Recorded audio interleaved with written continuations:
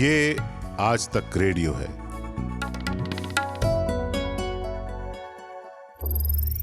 ज्ञान ध्यान।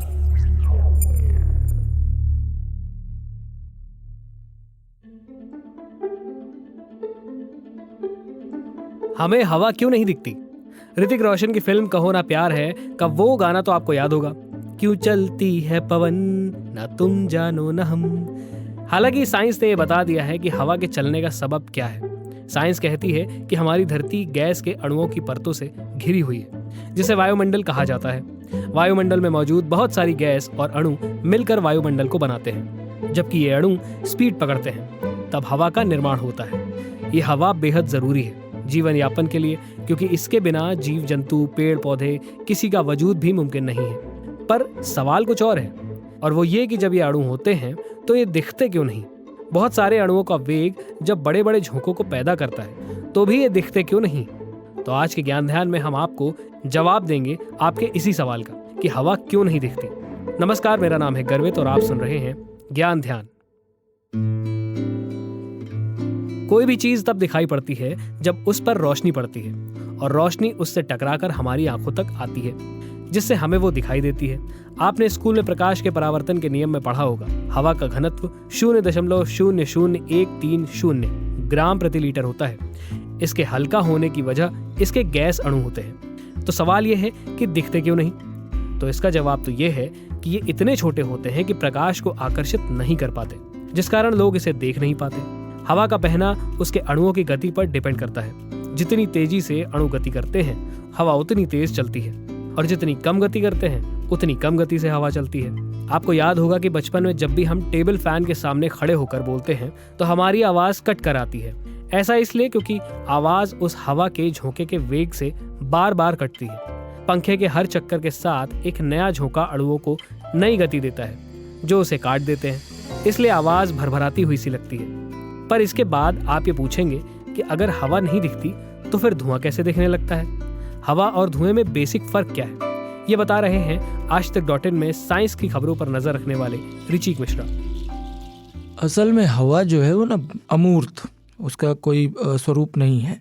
जिस तरह से ढालना चाहे ढल जाएगी, जिस बर्तन में उतारना चाहे उतर जाएगी। हवा जिस तरह से, जिन रसायनों से बनी है, जिन गैसेस से, वो बेसिकली अपने बिहेवियर में ट्रांसपेरेंट होते हैं, इसलिए हमें दिखता नहीं। अब हवा में मेजर हिस्सा क्या है? वो है नाइट्रोजन, करीब 78%। उसके बाद आता है ऑक्सीजन, करीब 21%, और उसके बाद फिर बाकी सारे अन्य गैसेस उसमें मौजूद होते हैं। लेकिन नाइट्रोजन और ऑक्सीजन जो है, अगर आप कभी इनका कोई ट्रांसपेरेंट सिलेंडर देखो जिसमें वो भरे हुए हों, तो आपको वो उसके अंदर दिखाई नहीं पड़ेंगे। बस आप छू के पता कर सकते हो कि नाइट्रोजन है तो ठंडा है, ऑक्सीजन है तो थोड़ा कम ठंडा मिलेगा, सामान्य मिलेगा। तो वो उनका टेम्परेचर है। इनका अपना रंग भी होता है, तो रंग से भी पता चलता है वो, लेकिन उसके लिए खास तरह के सेंसर्स लगाए जाते हैं। तो अब अगर कोई चीज पारदर्शी है तो उसमें रिफ्लेक्शन नहीं होगा, मतलब उस पर लाइट पड़ के रिफ्लेक्ट होगी नहीं, और अगर रिफ्लेक्ट नहीं होगी तो हमें वो दिखाई नहीं पड़ेगी। लेकिन जैसे ही धुआं मिलता है हवा में, धुएं की खासियत ये होती है कि वो बनता है लकड़ी, कोयला या किसी भी चीज को जलाने से। उसमें मौजूद होता है ढेर सारा कार्बन, जिसको अगर हम हिंदी में कहें तो कहावत भी कही जाती है, मुंह पे कालिक पोत देना, तो कालिक हो गई। टार हो गया, जिसका विज्ञापन अक्सर फिल्मों के शुरुआत में और इंटरवल में दिखाते हैं कि फेफड़े के अंदर इतना टार जमा हो गया। हम लोग अक्सर इस पर चर्चा भी करते हैं। ऑयल होता है और ऐश होती है, जिसको राख बोलते हैं। तो जब ये जो होता है ना, ये बेसिकली कार्बन से बनते हैं, तो ये हैवी होते हैं, और इन पे लाइट पड़ती तो ये ट्रांसपेरेंट नहीं है, ये दिखाई पड़ते, ये रिफ्लेक्ट होती रोशनी, इसलिए जो है हवा दिखती नहीं है और धुआं दिखाई पड़ता है। तो ये तो हो गई बात धुएं और हवा की, लेकिन सवाल सिर्फ यही नहीं है। अब आप सोचिए कि जो हवा हमें दिखाई नहीं देती, वो हवा तापमान बदलती है। कहने का मतलब ये है कि आखिर हवा गर्म और ठंडी कैसे हो जाती है? बेशक गर्मी के मौसम में गर्म हवाएं चलती हैं, जैसे मई के महीने में चलने वाली लू, और सर्दी के मौसम में ठंडी। ऐसा क्यों कहते हैं? इसके पीछे आखिर कौन सी वजह है, बता रहे हैं ऋचिक।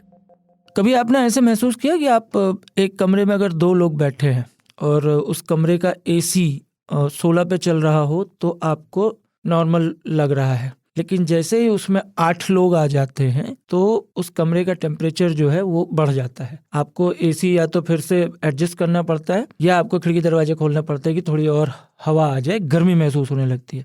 हवा गर्म या ठंडी नहीं होती, वो उस जगह का जो एनवायरनमेंट है, मतलब अगर ज़मीन की बात करें तो ज़मीन की जो गर्मी है उससे हवा गर्म या ठंडी होती है।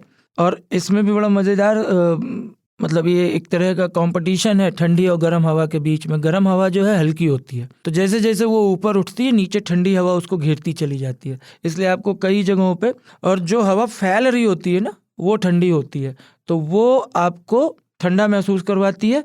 और अगर आसपास नमी वाली कोई जगह है, चाहे वो समंदर हो, नदी हो, बारिश हो या बर्फ़ हो, तो हवा ठंडी लगने लगेगी। और आसपास अगर ज्वालामुखी हो, अलाव जल रहा हो, भट्ठी हो, तो आपको वही हवा गर्म महसूस होगी, बशर्ते वो उस चीज़ को पार करके आए।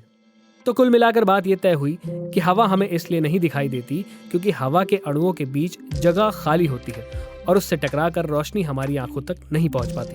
और हवा में कई गैस मिक्स होती हैं, जैसे नाइट्रोजन, ऑक्सीजन, कार्बन डाइऑक्साइड, और ये सब मिलकर हवा बनाती हैं। इन गैसों के अणु इतने अलग अलग और छोटे होते हैं कि वो अपने में से ही प्रकाश को गुजरने देते हैं, और इसी वजह से हम हवा को नहीं देख पाते। उम्मीद है कि हमारे इस पॉडकास्ट के जरिए आपको समझ आ गया होगा। कुछ कहना सुनना हो तो radio@aajtak.com पर लिख भेजिए। स्क्रिप्ट लिखी है शुभ्रता ने। मेरा नाम है गर्वित। सुनते रहिए आज तक रेडियो। नमस्कार।